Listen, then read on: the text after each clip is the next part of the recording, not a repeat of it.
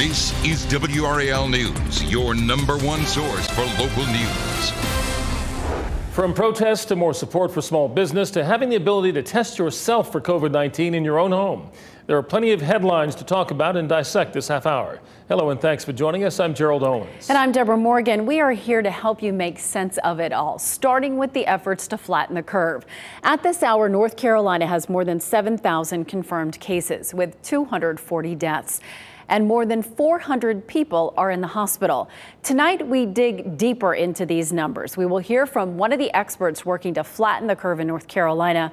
We also check in with WRAL digital reporter Tyler Dukes about the challenges of reporting some of these numbers and the efforts he and other news outlets are taking to provide you accurate information. Several new relief efforts were announced today at the state and federal levels. In Washington, a $484 billion deal passed in the U.S. Senate. It is now headed to the House. It includes more money for the Paycheck Protection Program. The deal would also offer $75 billion for hospitals and $25 billion for coronavirus testing. Nearly 1,000 people gathered to protest in Raleigh today, demanding that the state reopen.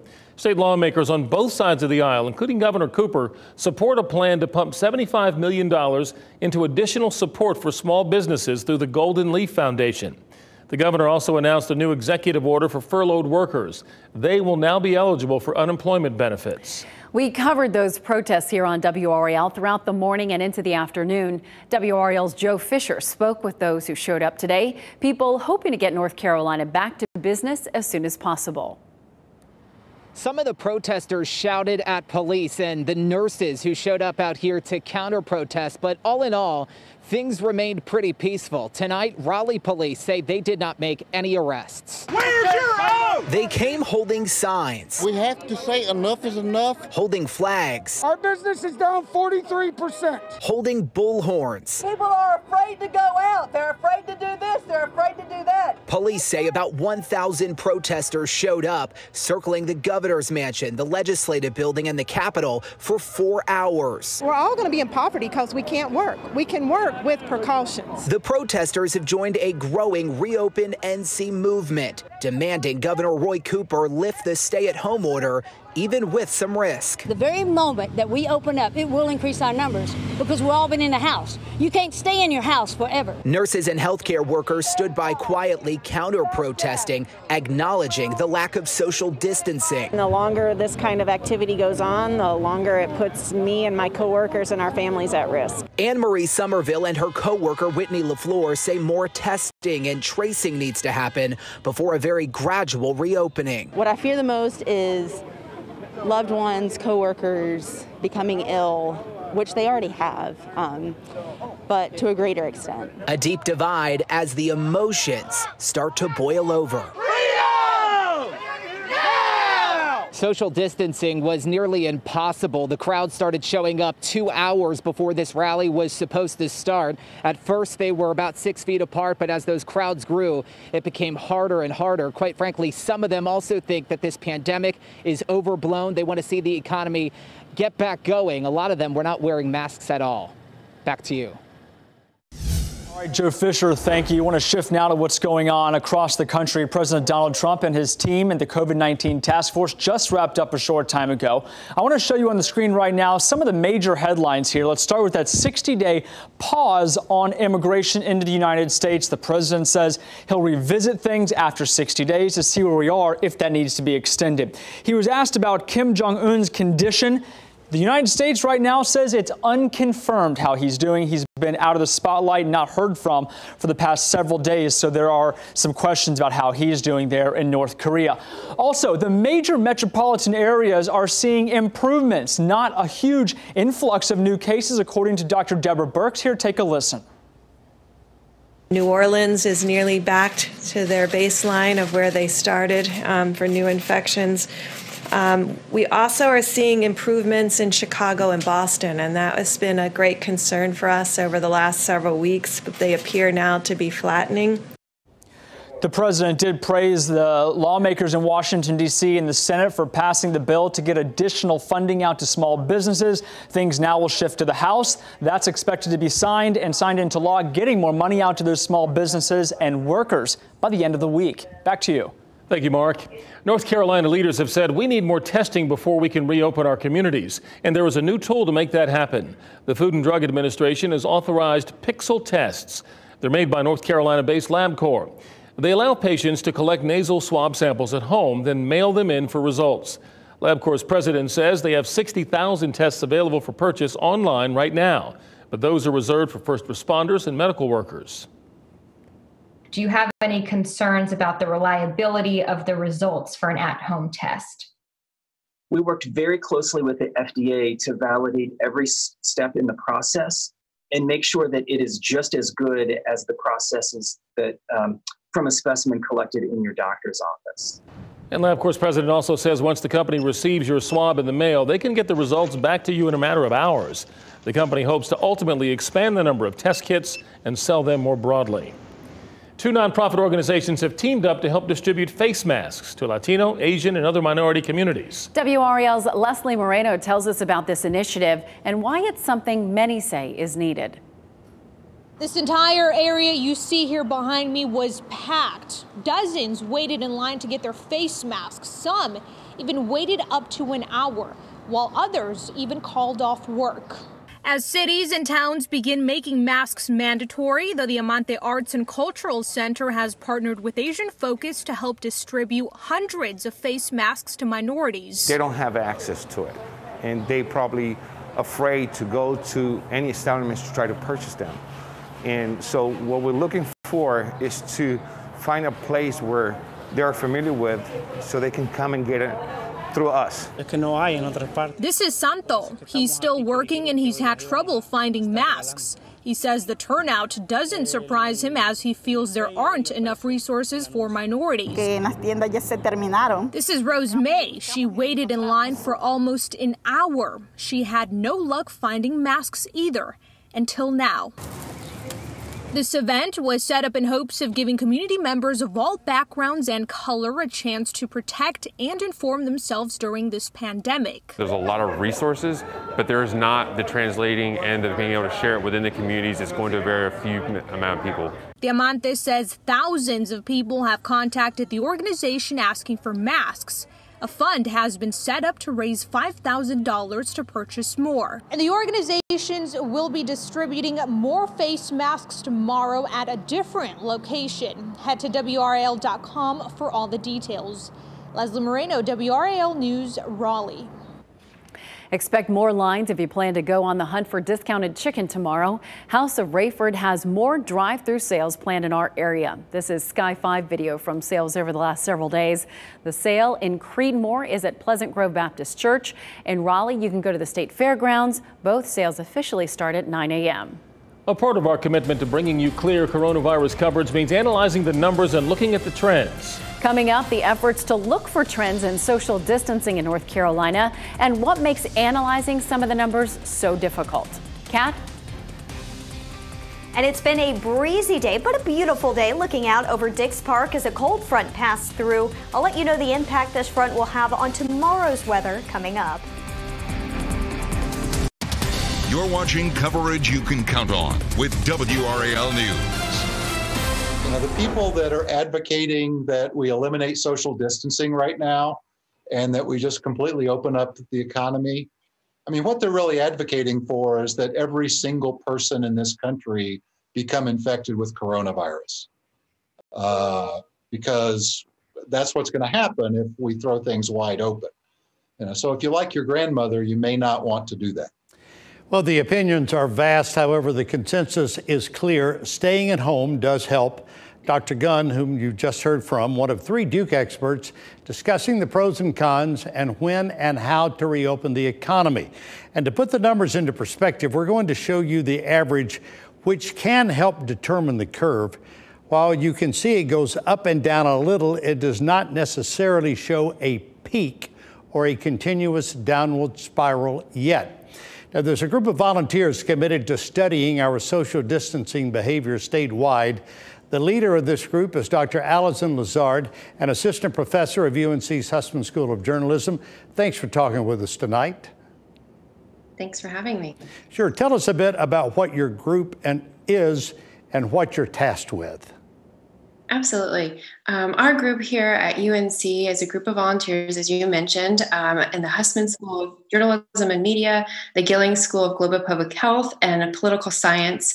And we are trying to do our part, like many, to contribute to the efforts. And so we heard that our Department of Health and Human Services in North Carolina was looking for evidence-based communication, and we want to do our part to supply that.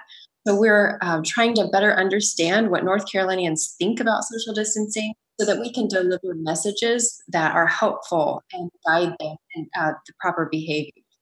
Well, help us understand, because we hear a lot about data, models coming in almost weekly, changing based on what we are and are not doing. How does your group use the information, and how do you translate it? We, like you, are also looking at the models and trying to understand what are the key behaviors. We're looking to our experts in epidemiology and health behavior, and they're giving us key insights. And we look at this weekly. So what behavior would be most advantageous now? And then we try to create messages that convey that. Do people want an overall reassuring voice that staying home is beneficial or reducing in-person socialization? Or do they want to hear specific tasks or things to avoid? And so we're trying to develop that and ask people of North Carolina, what do you think would be most helpful to hear? And Dr. Lazard, this information is coming in so quickly. What makes it the most challenging? I think our biggest challenge right now is that the key behaviors are changing. So the recommendations are changing. That's very confusing to us in North Carolina, and it makes it difficult to have a consistent message. We know that staying home is a good idea, but a lot of people aren't able to stay home. And so we need to be able to have caveats and customize our message for those folks so that we don't blame them or shame them for their behaviors. Consistent message. You teach students at UNC, teaching them online now. Has the journalism school been able to involve the students in the process? Absolutely. We have students helping us in every step of the way. We have students fielding surveys, analyzing data, crafting messages, both with the text and visuals. So we have a group of undergraduate and master's students involved throughout the process.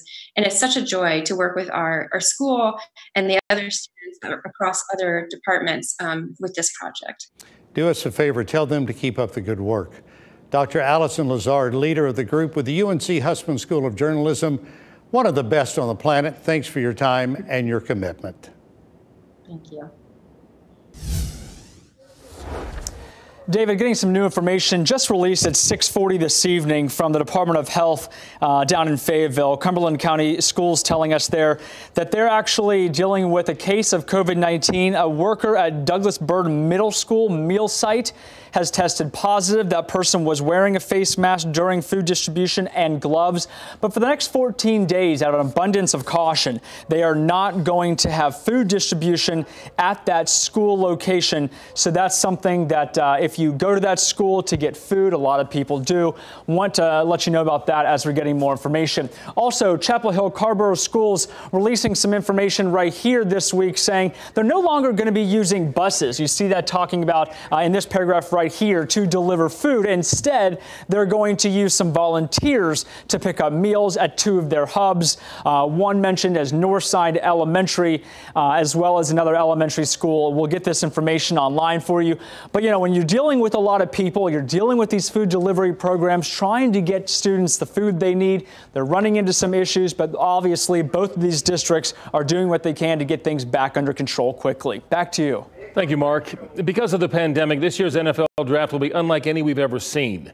This year, no large crowds will be hanging on the commissioner's every announcement. This year, it'll be online, and you can listen to the draft on 99.9 FM The Fan beginning at 7 o'clock Thursday night. If you'd rather watch it live, it'll be on ESPN or the NFL Network beginning at 8.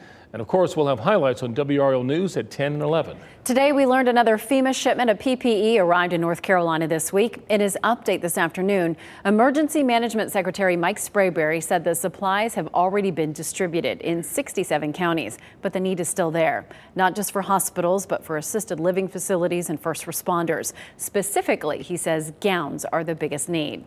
In our ongoing effort to spread facts, not fear, we take a closer look at the deaths being reported in North Carolina. Coming up next, WRAL digital reporter Tyler Dukes joins us live to break down the deaths reported in our state and what makes counting them more complicated than you may think.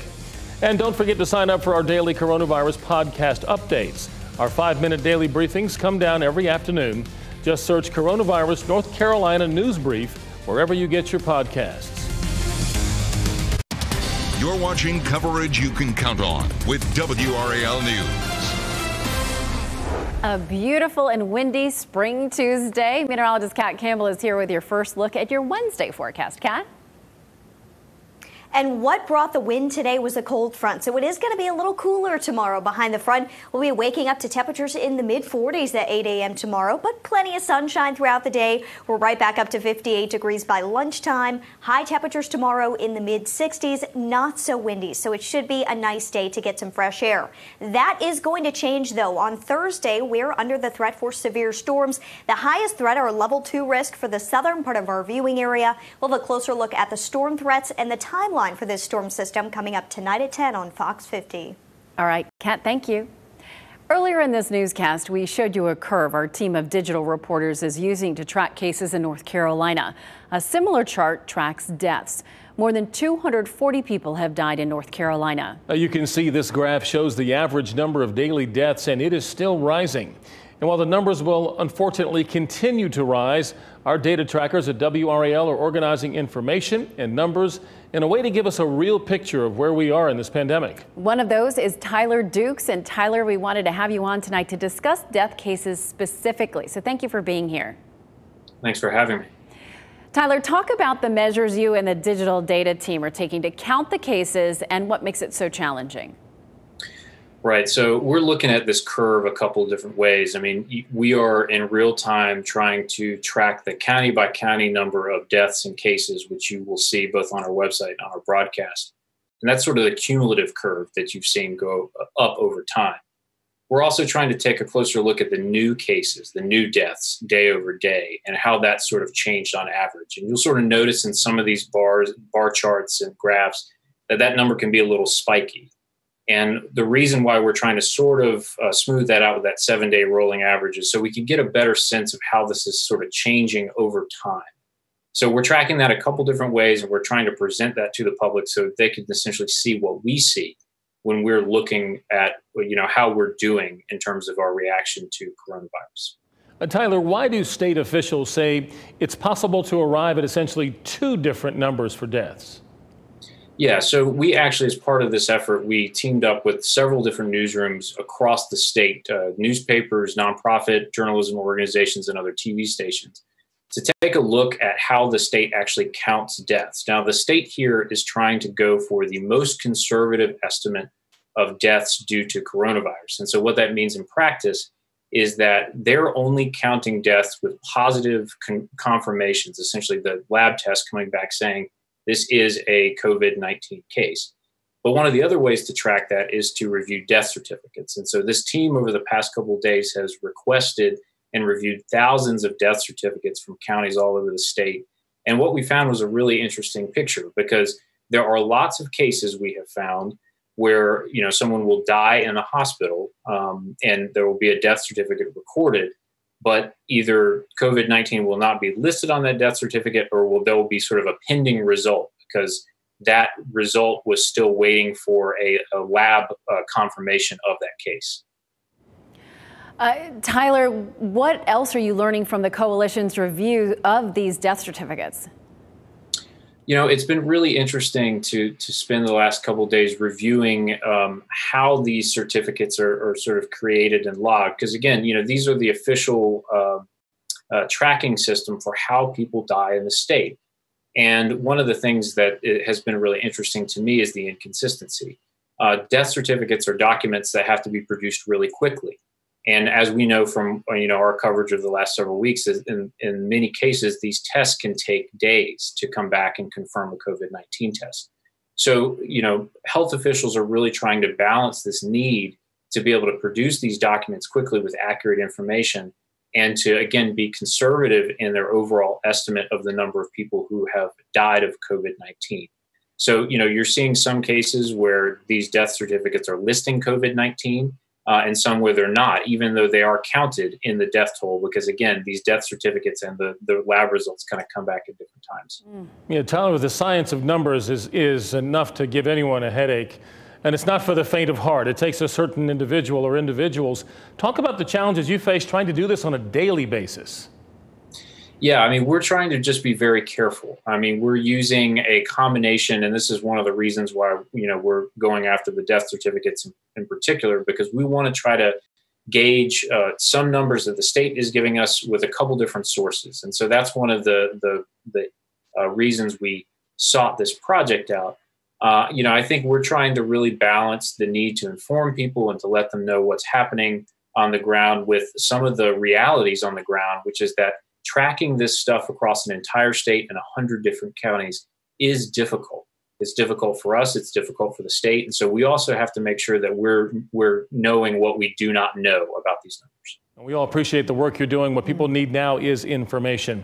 WRAL investigative digital reporter Tyler Dukes, thank you. It is complicated. And this is just some of the data Tyler and the digital team are updating daily on WRAL.com to keep you informed. We also have a county-by-county breakdown of cases, updates to the number of people being tested, as well as unemployment numbers and how those numbers are changing over time. That does it for our news at 7 o'clock. Our next newscast is at 10 o'clock on Fox 50 and 11 o'clock here on WRAL. Have a good night.